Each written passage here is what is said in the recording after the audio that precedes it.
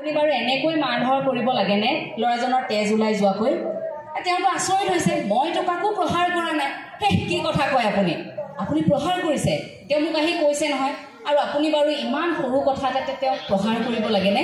মই কিন্তু সামগ্ৰীখিনি ৰাখিলোঁ। লগে লগে সেই মানুহজন দৌৰি গৈছে। সেই যে গীতাখন তাত থৈছিল, গীতাখন উলিয়াই আনিছে।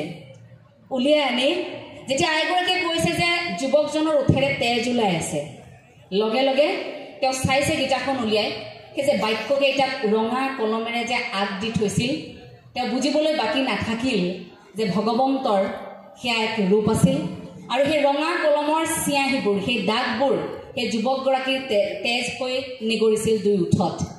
সেই কথাষাৰ বুজি তেওঁ অন্তৰাত্মা কান্দি উঠিল, কেৱল চকুলো ওলাইছে। আৰু লগে লগে আহি সেই বগা আকৌ দাগেৰে ৰঙা দাগবোৰ মচিবলৈ চেষ্টা কৰিছে, মচিছে। আৰু ঈশ্বৰৰ ওচৰত আকৌ এবাৰ কৈছে যে প্ৰভু, মোৰ ভুল হৈ গ'ল। এই অকণমান সময় তুমি নাহোঁতে, তোমাৰ কথা অনুভৱ কৰিব নোৱাৰোঁতে মোৰ এনেকুৱা লাগিছিল যে তুমি নাই। মোৰ এনেকুৱা লাগিছিল যে তুমি কোৱা কথাবোৰ মিছা। তুমি কৈ থৈ গৈছা যে বিপদে আপদে ভকতৰ হৃদয়ত তুমি থাকিবা। মোৰ এনেকুৱা লাগিছিল আইগৰাকীয়ে মোক কওঁতে যে তুমি সঁচাকৈ নাহিবা নেকি, সেইবাবেই মই এনে কাম কৰিছিলোঁ।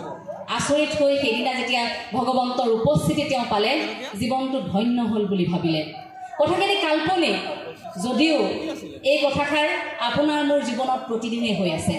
ঈশ্বৰৰ অৱস্থিতি তেনেকৈ আপুনি মই বুজিবলৈ তেনে সুযোগ ভগৱন্তই আপোনাক মোক প্ৰতিদিনেই দিছে।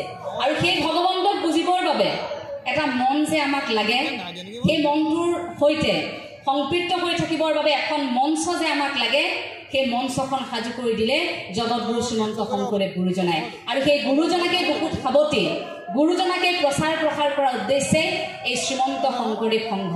যে শ্ৰীমন্ত শংকৰদেৱ সংঘই এক ঈশ্বৰবাদৰ কথা কয়, যে শ্ৰীমন্ত শংকৰদেৱ সংঘই এক শৰণ হৰিনাম ধৰ্মৰ প্ৰচাৰ প্ৰসাৰৰ কথা কয়। গতিকে শ্ৰীমন্ত শংকৰদেৱ গুৰুজনাই সেই সৃষ্টিৰাজিক কোনো বিকৃত উপস্থাপন নোহোৱাকৈ শুদ্ধ ৰূপত উপস্থাপন কৰিবলৈ প্ৰতিশ্ৰুতিবদ্ধ হৈ শ্ৰীমন্ত শংকৰদেৱ সংঘই প্ৰতি বছৰে দুটাকৈ প্ৰশিক্ষণৰ আয়োজন কৰে, কৰ্মশালাৰ আয়োজন কৰে।